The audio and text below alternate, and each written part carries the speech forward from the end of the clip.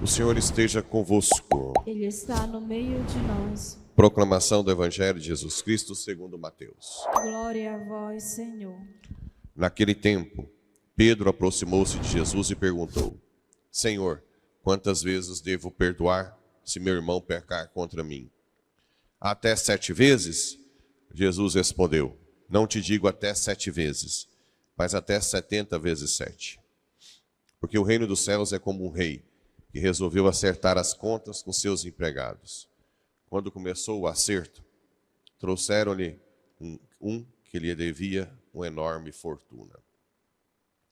Como o empregado não tivesse com o que pagar, o patrão mandou que fosse vendido como escravo, junto com a mulher e os filhos, e tudo o que possuía, para que pagasse a dívida. O empregado, porém, caiu aos pés do patrão e prostrado suplicava: Dá-me um prazo, e eu te pagarei tudo.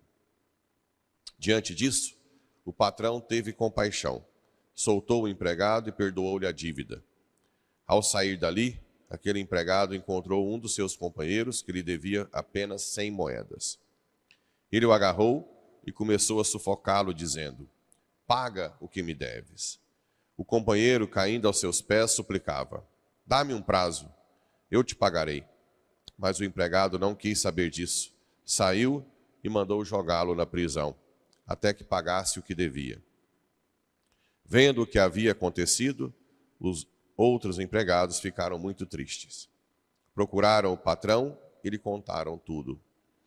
Então o patrão mandou chamá-lo e lhe disse: Empregado perverso, eu te perdoei toda a tua dívida, porque tu me suplicaste. Não devias tu também ter compaixão do teu companheiro, como eu tive compaixão de ti? O patrão indignou-se e mandou entregar aquele empregado aos torturadores, até que pagasse toda a sua dívida. É assim que o meu Pai que está nos céus fará convosco, se cada um não perdoar de coração o seu irmão. Ao terminar estes discursos, Jesus deixou a Galileia e veio para o território da Judéia, além do Jordão. Palavra da salvação. Glória a vós, Senhor. Caríssimos irmãos e irmãs rádio-ouvintes que nos acompanham pelas redes sociais. A leitura de Josué hoje inicia um momento tão esperado. A chegada na terra prometida do Antigo Testamento, que é Israel. Então, olha só, vamos lá. Eu disse que sempre o Antigo aponta para o Novo Testamento, né? Deus disse assim: hoje começarei a exaltar-te diante de todo Israel, para que saibas que estou contigo, assim como estive com Moisés. Vejamos bem. Hoje vou exaltar-te, Josué. Quem que exalta os santos? Aqui é Antigo Testamento, a gente não coloca como santo, porque eles não são 100% exemplo. Mas quando tem um santo que é lembrado por séculos e séculos, quem que exalta o santo? Deus. Por quê?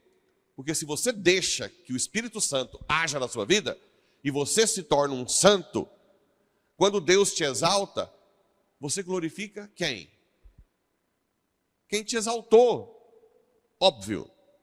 Então, um santo que é lembrado por séculos e séculos, exalta, glorifica Deus. É, mais uma vez, ridículo achar que o santo que foi feito por Deus, que deu a vida por Deus, que morreu por Ele, e que recebeu a graça de Deus, e hoje a glória no céu, colocar o santo contra quem o fez santo. Não tem a mínima lógica. Mas até hoje essas bobagens perpetuam na história, né? Depois, tu ordena aos sacerdotes que levem a Arca da Aliança. Qual era o poder do povo? Lá tinha povos cananeus, arameus, os gigantes, tinha tudo quanto é tipo de povos que eram mais fortes do que os além dos judeus estarem no deserto, né? Qual era o poder que eles tinham? Arca da Aliança. O que tinha na Arca da Aliança dentro? As tábuas da lei. A Arca da Aliança. Então, peraí. Eles usaram a Arca da Aliança, depois vocês vão ver que abre o Rio Jordão. E o que eles usaram no cerco de Jericó para derrubar as muralhas? A Arca da Aliança com as tábuas da lei. Não foi? Eles usavam, não era a Arca da Aliança para dar a volta? Sim ou não?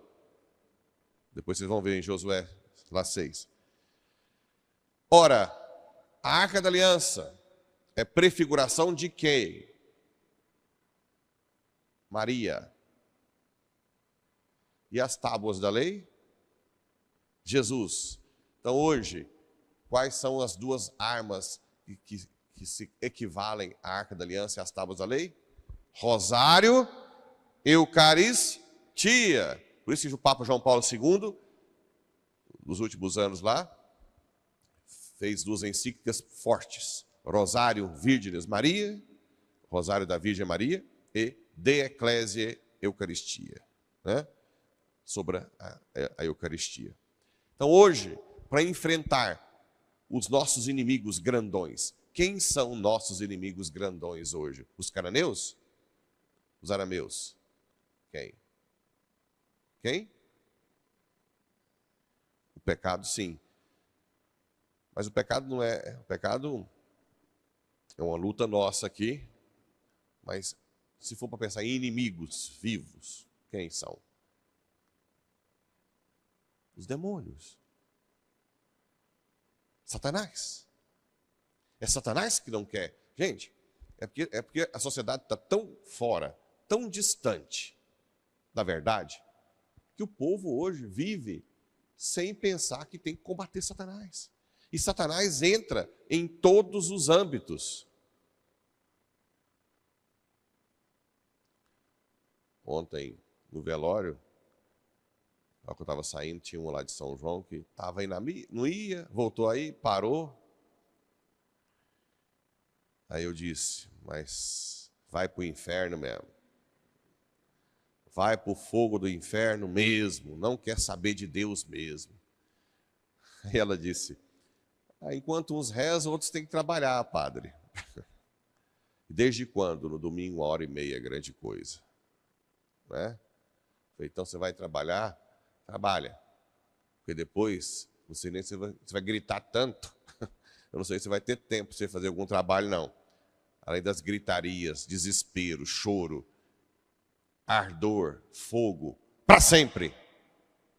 Igual eu atendo, já falei 1000 vezes, canso de atender gente aqui que chega revoltado porque a família foi destruída. O pai e a mãe, depois de velho, fica pulando cerca, separando, brigando. Esposa chifra, ou vice-versa, o marido, filho na droga, filho que não quer saber da família. Aí vem aqui chorando, dizendo que é um trabalhador honesto a vida inteira. E quando eu vou investigar, não ia na missa dominical, não rezava um texto, não lia a Bíblia. Eu disse, prepara-te, que ele vai te moer. E às vezes isso é até uma família que apanha tanto nessa vida, é até vantagem. Sabia? Família que não frequenta igreja, que não reza direito, se apanhar demais nesse mundo, se agradece. Porque deve ter alguém rezando por vocês. Que é muito melhor do que morrer direto e ir para o caldeirão. Muito melhor. Então, não brinquem, gente. Não brinquem. Essa vida passa rápido. Essa vida passa rápido, né? Mas quem avisa, amigo é. Depois, na hora do julgamento, na hora que tiver todo mundo gritando, querendo um segundo para fazer uma confissão, já era. Não tem mais tempo. O seu tempo é agora. Não vai voltar o tempo. Né? Então, a Arca da Aliança, hoje, é Nossa Senhora. E as tábuas da lei, a nova lei, é Cristo. É a Eucaristia. A lei que foi colocada dentro de nós, que é o Espírito Santo. O Espírito Santo que aponta Cristo, né? E aí, passaram aí sobre o Rio Jordão, chegaram depois a gente vai ter a continuação. E no Evangelho? O Evangelho fala do perdão. Quantas vezes devemos perdoar? Sempre. Por quê? Porque Deus parte do princípio que Ele nos perdoa. Nós ferimos a Deus todos os dias. Um pecado já não tem como nós restabelecermos justiça por nós mesmos. Por quê? A dignidade de Deus é muito maior que a nossa. A única forma de restabelecer justiça em um pecado, nós temos milhares, né? Mas um pecado, a única forma de restabelecer justiça é aqui, nos sacramentos. É só Jesus que tem força para restabelecer justiça. Por quê? Porque Jesus é Deus. Então o que Jesus faz? Pega os nossos pecados, coloca nas suas costas e redime diante de Deus. O que você está dizendo, padre? Vou explicar aqui. Justiça só é possível entre pessoas da mesma dignidade. Por exemplo, dois seres humanos aí, a mesma dignidade, um fere a justiça do outro, e você vai lá e restabelece a justiça. Mas há relações que não tem como você pagar a injustiça. Por exemplo, não vou nem falar de Deus, os pais. Vocês nunca vão pagar o que seus pais fizeram. Te deu a vida, te sustentou toda a infância. Então, quando você fere um pai e uma mãe, por isso que honrar pai e mãe é o 4º mandamento. Também é mais grave do que matar um ser humano. Assim como faltar à missa domingo é mais grave que faltar um ser humano e mais grave que desonrar pai e mãe. Porque o 5º mandamento é não matar. O 4º mandamento é honrar pai e mãe. O 3º, não faltar missas domingos e dia de festas. Então, por que é mais grave? Porque o seu pai e sua mãe deu a vida. E eu já estou cansado de ver filho cobrando juro do papai e da mamãe. Juros. Né? Sem contar os filhos que pegam a aposentadoria do pai, fazem empréstimo consignado e deixam eles na lona. Isso é um crime. Crime, viu, seu filho que está me ouvindo? Vou falar filho da mãe, não, porque não pode xingar. Você faz um crime. Cansei de atender pais idosos passando por dificuldade, porque o filhinho foi lá fazer um empréstimo consignado. Porque seu pai, sua mãe, depois de velho, já precisava ter paz, né? Isso é roubo. Isso é roubo. Cobrar juros de pai e assim por diante, pai e mãe. Tudo bem, existem alguns pais que são imprudentes da parte financeira, e os filhos têm que tomar alguma atitude para não deixar acabar tudo, né? Tem casos e casos. Eu estou falando de uma forma geral. Você nunca paga a dívida com seu pai e sua mãe. Nunca. Por isso que não existe justiça entre filho e pai. Existe piedade, virtude da piedade, que é uma derivação da justiça. Certo? Com Deus, não tem nunca como você restabelecer justiça, porque Ele te deu tudo. Então, não tem como você restabelecer justiça de um pecado. Com Deus, a gente tem a virtude da religião. Quem restabelece a justiça é Jesus, porque Jesus é Deus. Então, Jesus toma os nossos pecados e fala, não, pai, eu redimo o pecado deles e restabeleço a justiça. Por isso que, desde o pecado de Adão e Eva, ninguém entrou no céu, porque ninguém era capaz de restabelecer justiça com Deus. Então o homem ficou separado de Deus até Jesus vir. Entende isso? Não? É difícil entender isso? É. Lembrem-se, justiça precisa de ter mesma dignidade. Ok? Se não tem a mesma dignidade, não é justiça, é outra coisa. Com Deus é religião, com os pais é a virtude da piedade. Nós nunca vamos pagar o que os pais fizeram. Bem, e aí Jesus conta uma parábola. Que tinha um empregado que devia muito para ele, e ele perdoou, que é no caso nosso com Deus, e Deus nos perdoa. Toda vez que você confessa um pecado grave, você é perdoado, você tem a certeza disso. Ah, eu confesso direto com Deus. Que certeza que você tem? E outra coisa, a confissão, ela é sobre sacramento. Eu ajo em persona Christi. Tem que ter sucessão apostólica. Foi quem Deus escolheu. Primeiro, para você ser mais humilde, de reconhecer diante do ser humano. E depois, eu vou agir na pessoa de Cristo para absolver. Então, Deus perdoa sempre quem quer, né? O pecado contra o Espírito Santo é você não querer o perdão. Ou você achar que você não está certo. Aquela pessoa orgulhosa. A síndrome de Gabriela, não é? Eu nasci assim, eu vivi assim e vou morrer assim. Né? Terrível. Terrível. Isso é um mal espiritual. E aí o empregado é perdoado e alguém deve para ele. O que ele faz? Bate no outro. Que é o que nós fazemos muitas vezes com pessoas que nos ferem. Deus nos perdoa e nós não perdoamos. Simplesmente. Nunca mais olha na cara. Nunca mais frequenta o mesmo ambiente. Não, padre, não é que eu estou com raiva. A pessoa só morreu para mim. Como assim? Né?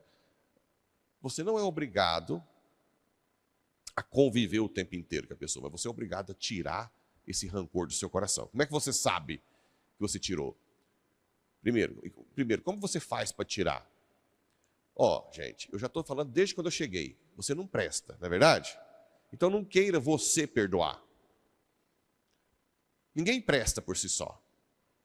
O seu foco é, Senhor, me dê a graça do perdão. Porque eu não consigo perdoar.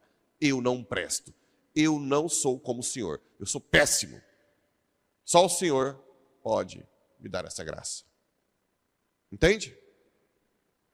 Todos os dias pedir o dom do perdão, até que Deus tire isso de você. Ele é bom. Porque me chamas bom. Só Deus é bom. Então você pede o dom do perdão.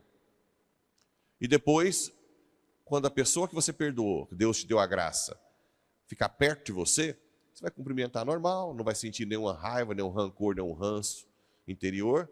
Pronto, você perdoou. Precisa de conviver? Não, tem gente que é intragável, de enjoado, né? Tem gente que é insuportável. Se não converter, ninguém aguenta. Então, você não é obrigado a conviver. Mas se essa pessoa estiver no mesmo ambiente, não vai te ferir, não vai mudar o seu interior, porque você já perdoou.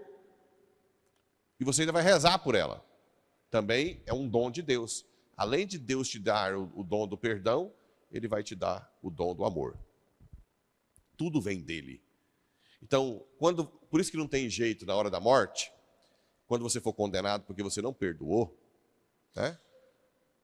Eu não consegui perdoar. Deus vai falar, aqui, o dom do perdão que eu estava pronto para te dar. Por que você não foi humilde de pedir o dom do perdão? Né? Só isso. Como eu disse, gente, o amor para amar a Deus, Ele dá. O perdão, o dom do perdão, Ele dá tudo. Então não tem desculpa na hora do julgamento. Não tem desculpa. Uma coisa que ainda pode dar um pouquinho de esperança para nós, é que às vezes tem pessoas que não perdoam, pode ser porque alguém está rezando por ela, e Deus só coloca no purgatório. Por que eu falo do purgatório? Não tem a palavra purgatório. Gente, é muita ignorância. Muita ignorância. Achar que tem que estar escrita a palavra purgatório na Bíblia, porque senão não existe purgatório. Todo o tempo fala do purgatório aqui. Quer ver? Vamos lá. O patrão indignou-se. Não devias tu também ter compaixão do teu companheiro, como eu tive compaixão de ti? O patrão indignou-se e mandou entregar aquele empregado aos torturadores, até que pagasse toda a sua dívida. É assim que meu Pai, que está nos céus, fará convosco, até que pagasse a dívida. Eu pergunto, do inferno se sai? Quem está no inferno, sai de lá? Nunca mais. Então, se você foi entregue aos torturadores até pagar sua dívida, qual que é o único lugar, depois do julgamento, que pode acontecer isso? Purgatório, uai. Lógico. Se fosse inferno, não tem mais volta. Não tem mais volta. É assim que meu Pai. Claro, quem não perdoa, a chance maior é o inferno. Mas por algum motivo, não sei, uma pessoa que fez alguma caridade, que tem a mãe que reza pelo filho, que é muito santa, igual Santa Mônica, Deus pode colocar no purgatório, mas não vai ficar de graça. E entendam, purgatório, torturadores, é uma tortura o purgatório. Você vai saber todos os seus pecados, você vai sofrer por todos eles. Você vai entender como que Deus te amou, você não retribuiu. Você não vai ter o consolo de Deus no purgatório. Você não vai ter nada. É uma dor terrível. É uma tortura. Até você ser purificado. Tá bom? Gente, pelo amor de Deus. Pelo amor de Deus. Olha para o céu e tente decidir confessar o mais rápido possível. Não faltar às missas, rezar todos os dias enquanto é tempo. Perdoar com o dom de Deus. Fazer caridade. Ser uma pessoa caridosa, dizimista, oferta, pobre. Por favor, enquanto é tempo. Está cheio de gente ali do cemitério, gritando. Ou no purgatório, ainda está bom demais, ou para sempre no inferno. Mas que pena que esse povo aparece aqui no Baraúna, na cidade inteira, gritando. Eu queria que Deus um dia desse essa chance. Para todo mundo que está na sua vidinha, acaba não mundão, ver o que espera ele depois da morte. Eu duvido que não vai vir todo mundo de joelho para a igreja. Que Nossa Senhora dê juízo a todo mundo.